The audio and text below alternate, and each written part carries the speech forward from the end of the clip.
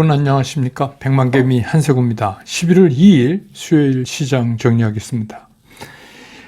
간밤에 뉴욕 시장은 9월 기업 구인 지수라고 우리 솔트라고 얘기하는 이 지수 때문에 이게 시장의 발목을 좀 잡았습니다. 그래서 출발은 아주 기세 좋게 했는데 시장은 일단 연준이 매파적 반응을 하면 어떡하나 이런 이제 지표들 때문에 일단 그런 생각에 좀 물러서는 하루였습니다.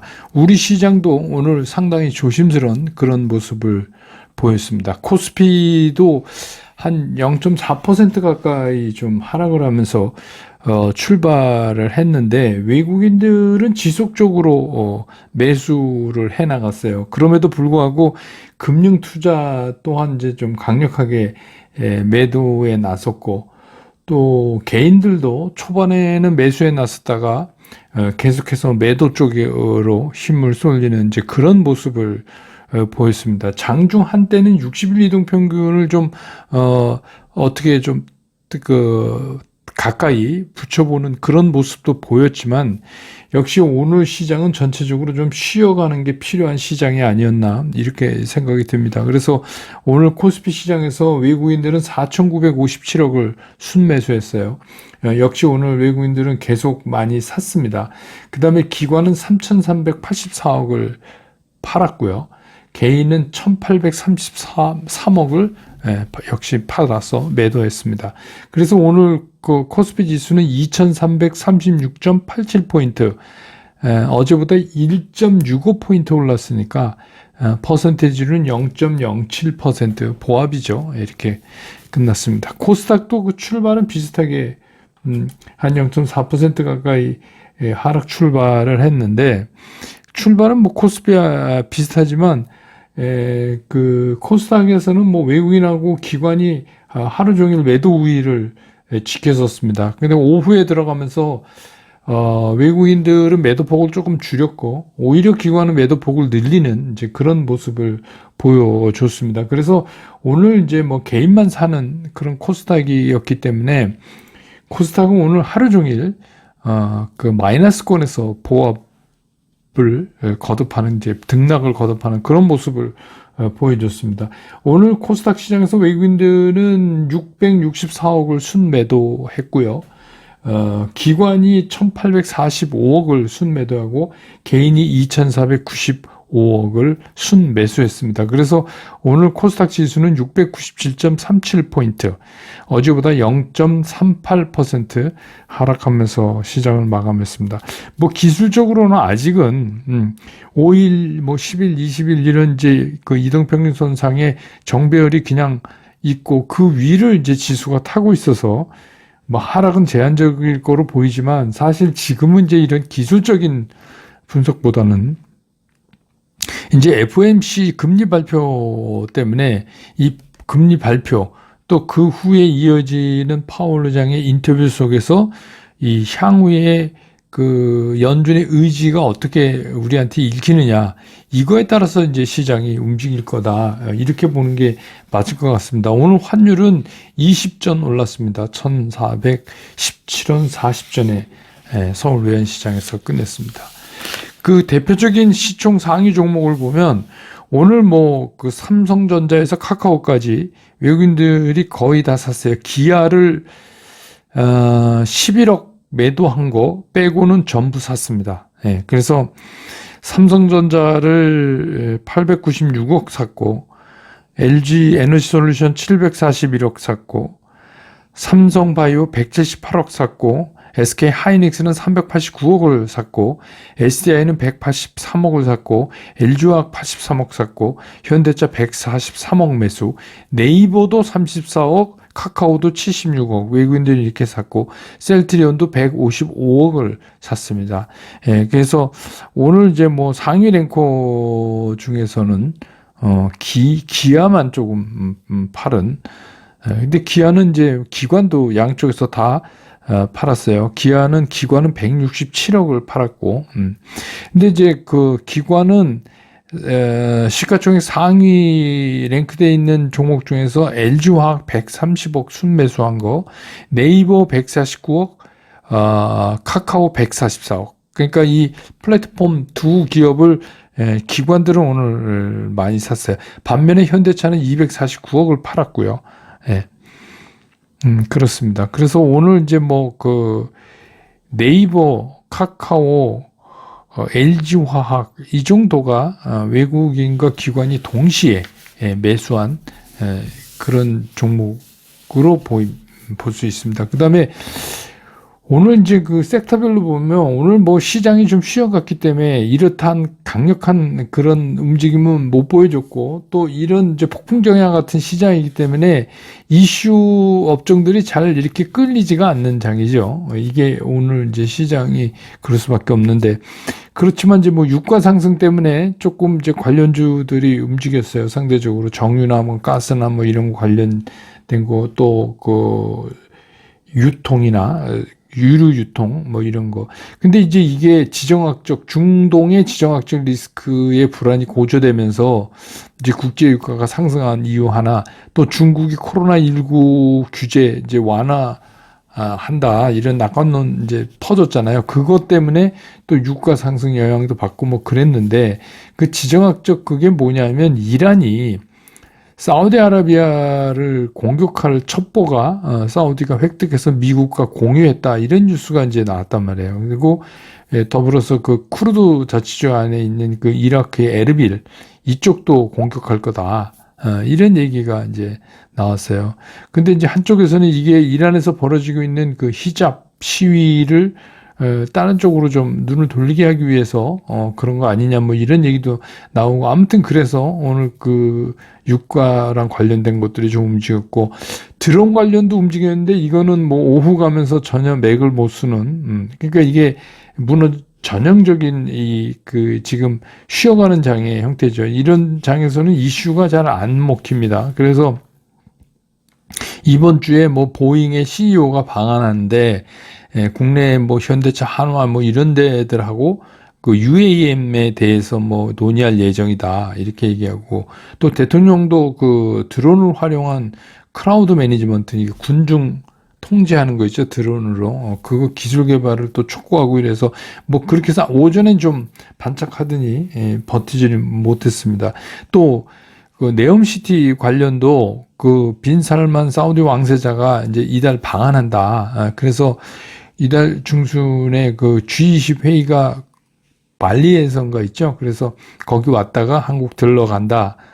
그래서 이제 뭐 한사우디 수교 60주년 기념으로 그래서 방한하게 되면 또 국내 기업이 네옴시티에 뭐 어떤 수혜를 좀 기대할 수 있지 않냐 뭐 이렇게 했는데, 그냥 뭐 이슈가 오늘 안 끌리는 장이니까 좀 그랬다가 시간이 갈수록 좀 약해지는.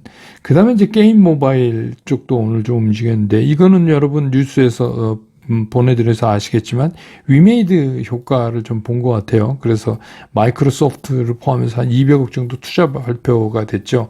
그리고 뭐 지속적으로 더 그 투자 규모가 늘어난다고 이런 뉴스가 후속적으로 나왔습니다. 그 다음에 오늘 이제 네이버 카카오, 우리한테 그동안 굉장히 힘들게 했던 네이버 카카오가 오늘 인터넷 플랫폼 딱 두 회사밖에 없는데 이게 이제 좀 올랐어요. 그래서 이게 플랫폼에 대한 이제 재인식 많이 빠졌잖아요, 주가가. 그러니까 어차피 지금 뭐 이제 불경기 와도 그 광고 매체로는 이 플랫폼 이용할 수밖에 없다, 뭐 이런 생각하고, 또 네이버 같은 경우는 그 원희룡 장관 그 네옴시티 때문에 사우디 방문하는데 동행한다는 얘기가 나와서, 그 네옴시티가 뭐 가서 공사하고 이런 것도 있지만 이게 스마트 시티이기 때문에 여기 뭐 IT 관련된 이런 거에 관련된 거 아니냐 하는 거 추측도 좀 영향을 받은 것 같고, 카카오는 뭐 당연히 카카오뱅크 실적이 좋았으니까 카카오 패밀리가 오늘 다 좀 움직였죠. 그래서 그 영향을 받은 거 아닌가 이렇게 생각되고, 카카오뱅크는 3분기 순이익이 787억으로 발표됐어요. 역대 분기로는 최고입니다. 그래서 그 영향을 좀 본 거 아닌가. 어쨌든 오늘 시장을 뭐 특징을 얘기하면 연준 발표를 앞두고 좀 눈치 보면서 쉬어가는 장, 이렇게 정리할 수 있겠습니다.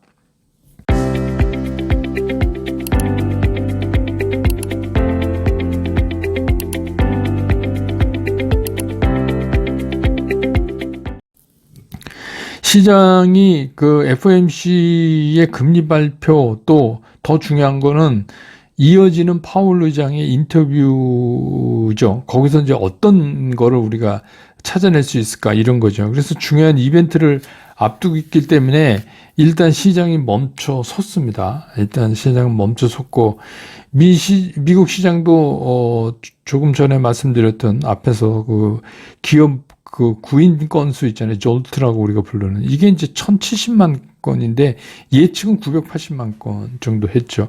근데 이제 이게 무슨 얘기냐면 이게 그러니까 노동 수요가 이렇게 높아지면 추가적인 인건비 상승 또 인플레 압박 그래서 연준이 매파적 반응을 할 수 있다. 이래서 이제 어제 미국 시장이 초반에 호기 좋게 출발했다가 중간에 이제 좀 후약으로 가는 이제 그런 모습을 보인 거죠. 그래서 일단 그 미국 시장도 그렇고 우리 시장도 그렇고 지금은 이제 좀 눈치를 보는 그런 상황에 있는 거 아니냐 이렇게 보여집니다. 그 다음에 이제 또 다른 하나가 ISM 제조업 지수입니다. 10월 ISM 제조업 지수가 2년 5개월 만에 가장 최저로 나왔어요. 2년 5개월 만에. 그래서 50.2가 나왔는데 그 2020년 5월에 43.1 이후로 최저로 나왔다. 그래도 이게 50 이상이긴 하니까 그렇게 나쁘다고 볼 수는 없지만 이제 중요한 건 흐름인데 6월에 53.0, 7, 8월에 52.8, 9월에 50.9, 이번에 50.2. 그러니까 어떻게 해요? 점차적으로 이렇게 하락세를 가고 있다. 그래서 이제 뭐 그렇기 때문에 좀 전체적인 거는 주저앉지만 그래도 50 이하가 아니기 때문에 연준의 매파적 스탠스에는 여전히 힘을 실어줄 수 있다. 이렇게 이제 시장이 분석을 한 거죠. 근데 이제 특이한 건 뭐냐면 ISM 제조업 가격 지수라는 게 있어요. 프라이스 부문에. 그게 51.7에서 46.6으로 툭 떨어졌어요. 근데 이제 이게 얼핏 보면 별거 아닌 것 같은데 사실은 우리랑 영향이 상당히 많아요. 그건 무슨 얘기냐면 우리나라 수출의 선행지수라고 볼 수 있거든요. 그래서 이게 이제 6개월 안에 이렇게 되면 침체가 오니까 6개월 안에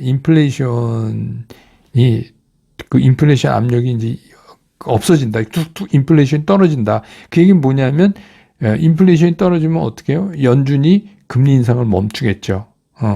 아니면 너무 이제 떨어져서 뭐 어려우면 조금 올릴 수도 있고 뭐 여러 가지입니다. 그러니까 무슨 얘기냐?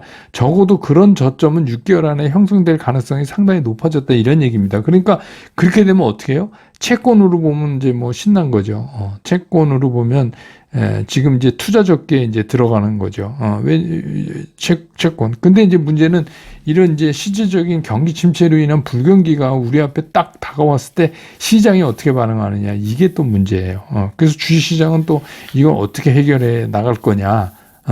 무조건 뭐 금리만 낮아지면 무조건 좋은 거냐. 이것도 한번 이제 생각을 해봐야 돼요. 그래서 지금 시장이 이렇게 이제 두 가지. 하나는 이제 금리 인상에 대한, 이게 자꾸 이제 피봇 얘기하는데, 피봇은 아직 아니죠. 피봇은 아니고, 스텝 다운이죠. 연준이 그 금리 인상에 대한 스텝 다운의 가능성.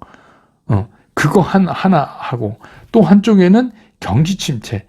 그래서 뭐 그랬건 어쨌건 지금 이렇게 자이언트 스텝을 몇 번 밟아놨기 때문에 경기 침체는 피해갈 수가 없는 거다 이런 얘기 아니에요. 그러니까 이 두 가지를 시장이 어떻게 소화해 나느냐 이 두 가지 문제를 갖고 지금 계속 앞으로 이제 상당 기간 시장이 그럴 거예요. 뭐 이게 맞다, 뭐 이게 근데 뭐 진짜 선문답하는 거보다는 조금 낫겠지만. 뭐 실제적인 그 12월에도 금리 발표가 있으니까 인상 발표가 있으니까 그게 우리가 이제 한 50bp 정도 예측하잖아요. 그러고 나서도 파월 의장이 그 앞으로의 연준의 스탠스에 대해서 얘기해도 충분한 기회가 있거든요. 그러니까 애써서 지금 막 뭐를 던지고 이럴 건 아닌 것 같다는 생각이 이제 저는 들거든요. 지금은 그냥 원론적인 얘기밖에 못하는 거 아닌가.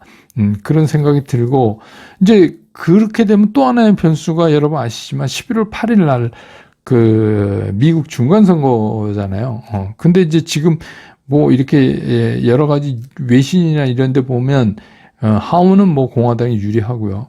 그 상원에서는 비등비등한데 경합 지역이 7군데인데 그 중에서 6군데가 공화당이 유리하다 그래요. 그렇게 되면 이제 공화당이 그러니까 하원, 상원을 다 이제 장악하게 되면 이제 바이든 정부가 천명하거나 앞으로 뭐 끌어가야 될 그러한 여러 가지 일들이 다는 아니지만 상당히 이제 이렇게 멈칫거리거나 잘 안 될 가능성이 있어요. 근데 이런 것도 이제 우리가 좀 감안해 봐야 돼요. 우선은 이제 우크라이나 문제가 제일 먼저 달라지겠죠.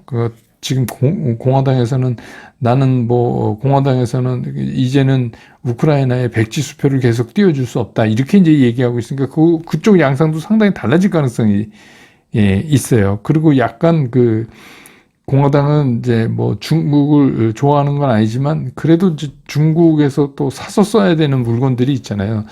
가격이 낮고 막 이런데 그게 또 이제 인플레이션 압력을 주기 때문에 이런 것들이 계속 이벤트들이 지금 쭉 이어져 있잖아요. 그렇기 때문에 지금 이제 정신 차려야 되고 시장도 뭐 한 번은 이랬다 한 번은 저랬다 이럴 가능성이 굉장히 큰 거예요.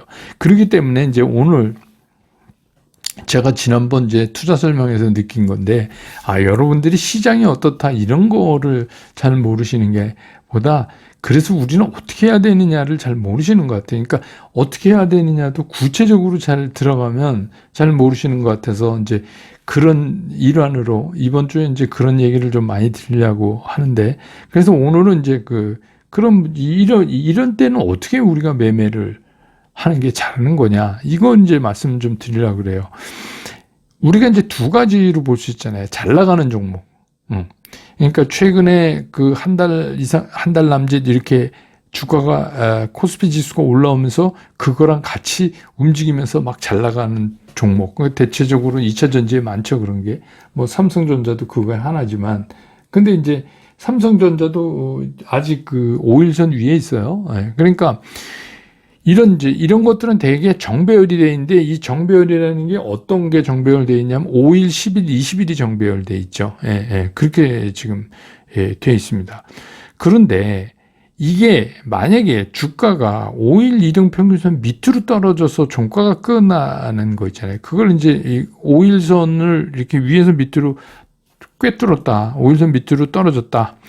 그거는 일부 익절을 하셔라. 제가 이제 이 부분적으로 매도가 필요하다 이런 말씀을 드렸잖아요. 근데 이제 그러니까 최근에 사신 분들은 2차 전지도 수익 기관이고 그러실 거예요. 근데 이제 이거를 못하는 이유는 이렇게 말씀드려도 그 다음날 다시 튀어 올라가면 어떡합니까? 이제 이런 겁니다. 근데 뭐 다시 튀어 올라가면 안타깝지만 남은 게 있으니까 안타깝지만 뭐 할 수 없어요. 그래도 뭐 내 계좌에 이게 돈이 들어와야 이게 진짜 내 수익이지. 그냥 뭐 우리가 그냥 이렇게 인터넷으로 뭐 가격 봐갖고 계산 때려서 이게 남았다. 이거는 사실 그림 속 떡이나 똑같거든요. 이게 소용이 없어요. 그러니까 그런 의미에서 본다면, 그러니까 왜냐하면 시장이 계속 강세 시장이면 모르지만 시장 자체가 불안하니까 그게 오히려 낫다. 좀 안타깝지만 그래도 들 먹는 것보다 그게 낫다.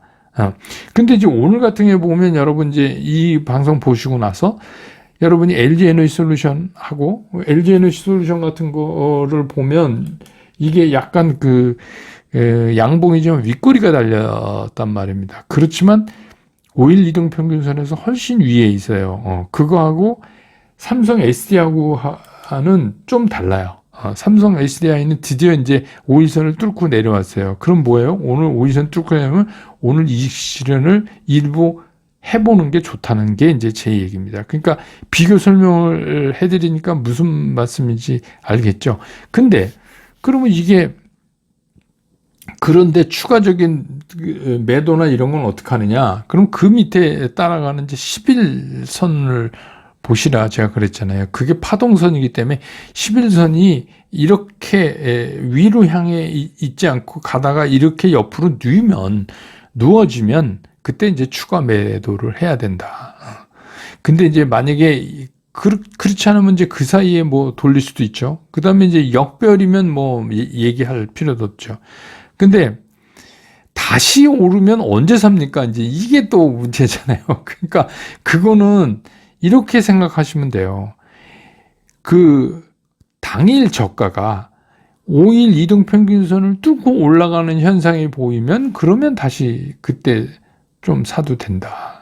그렇지 않을 때까지는 조금 일부 팔고 기다려보자. 이게 이제 소위 말하는 메인 종목 잘 나가고 정배열이 기술적으로 있는 종목들의 얘기고, 그 다음에 이제 이슈 막 따라서 뭐 외국에서 누가 뭐 관련자가 온다, 뭐 어떻게 됐다, 원전도 뭐 제가 말씀드렸죠. 뭐가 한다, 뭐 우리가 딴다. 근데 뭐 제가 어저께 LOI 뭐 MOU 이랬는데 그런 거 다 리걸 바인딩 안 되는 겁니다. 그런데 너무 그거 가지고 폴란드 부통령인가요? 그 사람이 뭐 100% 한국이다 그랬다고 라는 기사까지 나오면 여러분 좀 이상하지 않습니까? 한 나라의 국가가 그거를 어떤 나라랑 100% 한다고 한다는 것 자체가 좀 그렇죠. 그러니까 이슈는 트레이딩을 하는 거예요. 그래서 제가 이렇게 설명회 때도 말씀드렸잖아요. 이 메인 종목 끌고 가는 거랑 이 트레이딩하고는 하는 방법이 좀 달라야 돼요.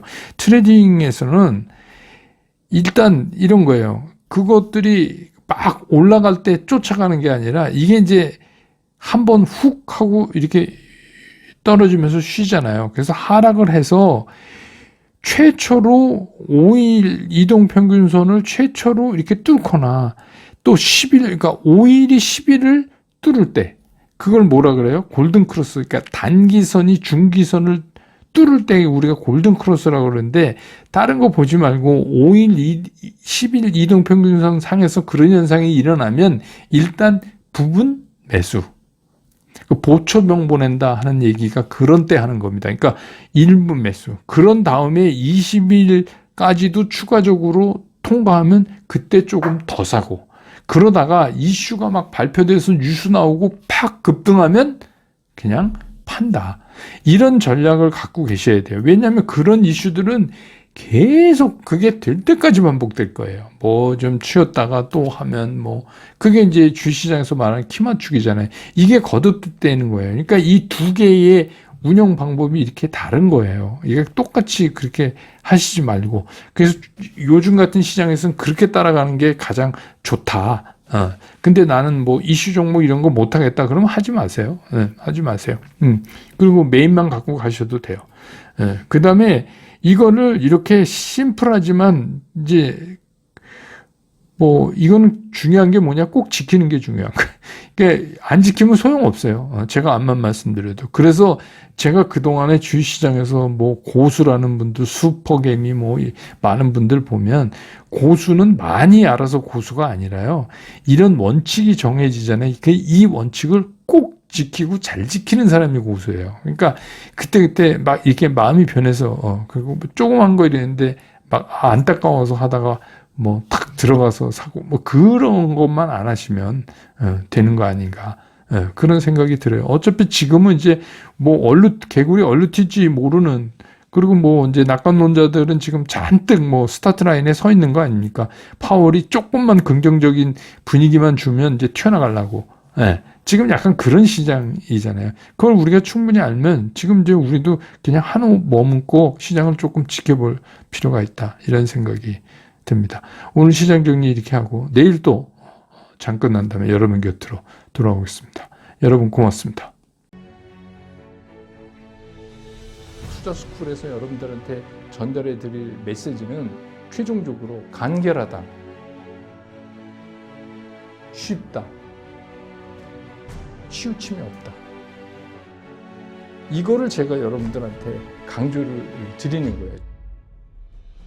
저는 앞으로 이제 여러분들과 함께 이렇게 하려고 합니다. 여러분들과 함께 성공 투자로 갈 수 있으면 좋겠습니다.